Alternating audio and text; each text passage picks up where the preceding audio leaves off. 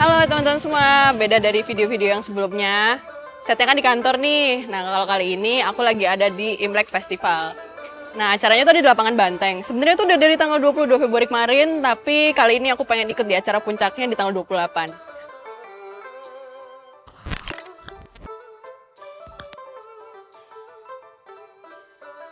Kali ini aku cosplay jadi Ore kali ya. Kita akan ngebahas tentang Imlek nih, sejarah Imlek di Indonesia.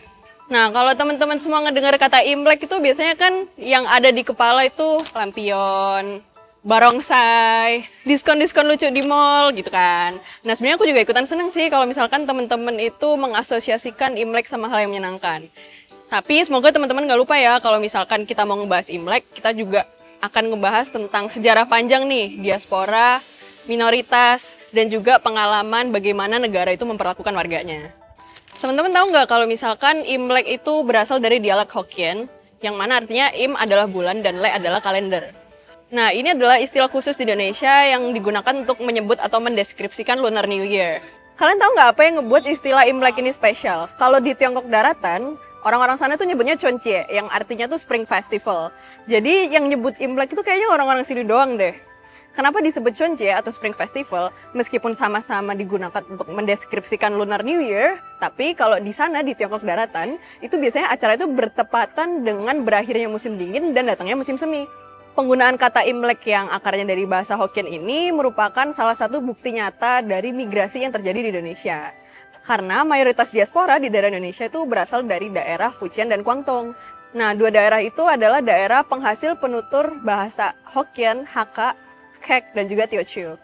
Kalau bahas soal migrasi, mungkin teman-teman tahu ya, dari zaman dulu, zaman penjajahan, bahkan sebelum zaman penjajahan, banyak banget orang Tiongkok yang datang ke sini melalui jalur perdagangan. Tapi itu bukan satu-satunya jalur orang Tiongkok datang ke sini ya. Interaksi antara pedagang dari Tiongkok dengan kerajaan-kerajaan di Jawa dan juga Sumatera ini banyak banget sumbernya. Ada dari arsip kerajaan sampai di arsip Tiongkoknya langsung. Kalau kalian ingat pada zaman VOC dulu, itu kan ada pembagian kasta-kastanya. Nah, itu dulu orang Tiongkok itu disebut sebagai Fremde Oosterlingen atau artinya itu timur asing. Jadi peraturan-peraturan yang ada pada zaman itu untuk mengatur orang Tiongkok, orang India, orang dari VOC-nya sendiri, bahkan untuk orang pribumi itu beda. Nah, mungkin kalau kita mau bahas jalur lain, dulu orang Tiongkok juga banyak yang datang ke sini untuk menjadi penambang. Kalau nggak gitu ya sekedar nyoba peruntungan aja, karena zaman dulu Tiongkok itu susah banget lah ditinggalin, susah banget nyari pantai pencaharian di sana. Nah, sebenarnya pada masa kemerdekaan setelah 1945, Indonesia tuh menerima adanya perbedaan ya. Jadi udah diakuin nih orang-orang Tiongkok sebagai warga negara Indonesia. Tapi sejarahnya berubah ketika kita masuk ke masa Orde Baru. Nah, di sini kita bahas sejarahnya kali ya. Kalau kalian sering ngelihat barongsai di mall-mall, dimanapun di jalanan ketika ada parade dan lain sebagainya. Kalian tahu nggak kalau barongsai ini sempat di-ban di Indonesia selama 30 tahun. Kala itu Hellcat di-bannya cuma 10 season. Pada tanggal 6 Desember 1967, Presiden Soeharto itu ngeluarin yang namanya Instruksi Presiden nomor 14 tahun 1967 yang mengatur soal pembatasan Imlek di Indonesia. Isinya jelas banget, segala bentuk perayaan adat, budaya, dan lain sebagainya itu cuma boleh dilakukan di lingkup keluarga. Jadi ya tetap bisa berbudaya, tetap bisa berekspresi, tapi di rumah, nggak boleh di luar. Itu kan represif ya.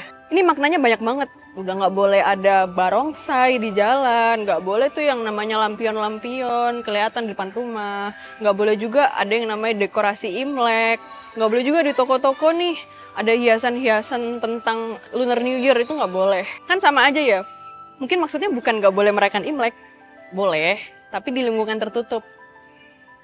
Sama aja nggak sih? Nah, kebijakan ini lahir dari konteks politik pasca 1965. Jadi dianggapnya itu meskipun udah tinggal di sini dari lama, udah jadi peranakan nih, tetap aja bukan WNI.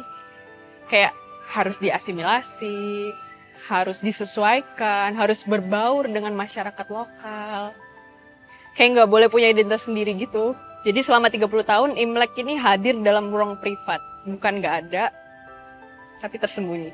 Represi budaya itu kan nggak selalu tentang penghapusan total ya. Bisa jadi pengerdilan, diskriminasi, pelarangan berekspresi, dan lain sebagainya. Jadi kalau teman-teman semua ngelihat Imlek yang meriah sekarang nih, kayak di belakang ini ada anak-anak main, bisa mengekspresikan budayanya. Ada sejarah panjang di mana Imlek itu jadi satu hal yang nggak boleh dinikmati di depan umum. kebencian yang terinternalisasi ini jadi satu trauma kolektif ya, yang nggak bisa dilupakan. Imlek tahun 1998 itu terjadi tepat 2 bulan sebelum satu kerusuhan yang memakan banyak banget korban. Nah, gimana kalau di era reformasi? Tadi kan kita ngebahas soal sejarahnya di era Orde Baru ya. Pada tahun 2000, Presiden Abdurrahman Wahid itu nyabut instruksi presiden yang tadi kita omongin. Ini menjadi satu hal yang monumental ya, karena itu berarti Imlek akhirnya boleh dirayakan lagi di tempat umum, vihara dibuka lagi, media boleh memberitakan lagi tentang perayaan Tahun Baru Imlek setelah 30 tahun lamanya. Nah, pada tahun 2003, Presiden Megawati Soekarno Putri meresmikan Hari Raya Imlek sebagai hari libur nasional. Nah, buat banyak orang ini kan jadi satu keputusan yang simbolik ya. Artinya identitas Tionghoa ini nggak lagi dikucilkan, nggak lagi dianaktirikan, dan akhirnya jadi satu bagian yang sah dari Indonesia. Setelah reformasi, kita bakal bahas tentang Imlek di masa sekarang ya, di era sekarang. Imlek ini kan nggak jadi satu hal yang dirayakan oleh orang-orang Tionghoa aja gitu loh. Kalau teman-teman semua ke mall, kan banyak banget lihat barongsai, diskonan, dan lain sebagainya. Lampion di mana-mana di jalanan. Itu kan artinya semua orang bebas untuk merayakan. Dari bank, e-commerce, brand-brand gede semuanya juga ikut merayakan nih. Nggak cuman sipil gitu. Kalau kalian sekarang nge-scroll TikTok kan pasti ada juga tuh videonya orang-orang pada pakai kipau, pada pakai apa, Cheongsam, terus keluarga ini pada tentram banget, seru gitu ya ikut acara atau tradisi Lohei kalau kalian tahu, yang ngaduk-ngaduk ginseng atau salad. Jadi artinya nggak cuma etnis Tionghoa yang ikut merayakan, tapi semuanya juga ikut festif, ikut meriah. Di daerah-daerah kayak Singkawang atau Glodok especially, itu kan Imlek itu jadi pusat apa ya namanya, pariwisata gitu yang dijual. Jadi banyak orang ikutan merayakan, ingin datang ke sana, ngeliat secara langsung gimana festifnya perayaan itu. Nah, di titik ini kita jadi ngelihat pergeseran yang menarik ya. Dari budaya yang ditekan, jadi budaya yang diterima, jadi budaya yang dijual. Oke, komersialisasi itu bukan jadi hal yang pasti buruk sih. Buat banyak orang, itu adalah satu titik awal untuk menerima perbedaan. Yakni gimana caranya orang-orang ini dibuat merasa ikut dan terlibat gitu. Diperkenalkan secara langsung kepada budaya yang sebenarnya bukan bagian dari kita. Nah, itu jadi tugas kita untuk nggak mengabaikan aspek strukturalnya. Apakah diskriminasi dan stigma-stigma buruk tentang etnis Tionghoa itu masih tetap ada sampai sekarang? Apakah akses sosial politiknya udah setara? Atau jangan-jangan kita cuma nerima bagian estetiknya aja, bagian menjualnya aja. Karena ya terkadang pasar tuh emang lebih cepat menerima sih daripada masyarakat. Karena kalau di mata pasar, apapun yang menjual ya digas. Selagi itu mendatangkan profit. Hari ini Imlek dirayakan secara nasional. Semoga teman-teman gak lupa kalau keadilan itu juga soal memori, distribusi hak, pengakuan identitas, dan hal-hal lain yang seringkali luput. Kita cuma ikut merayakan. Tapi kita jarang banget bertanya-tanya apakah rekognisi budaya itu selalu dibarengi dengan reformasi struktural. Pengakuan budaya adalah satu langkah awal, bukan akhir.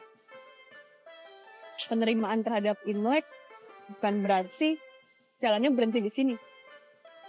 Dimana dengan budaya-budaya lain yang belum diterima karena nggak sama menjualnya di mata negara dan masyarakat. Gimana dengan kebudayaan teman-teman semua yang belum diterima karena nggak ngasih manfaat ekonomi yang sama dengan Imlek. Sampai sini aja, makasih udah nonton. Hong Xi Fa Chai, Xinian Kuai Le, Senti Xian Kang. Wa Shi Ri, bye bye.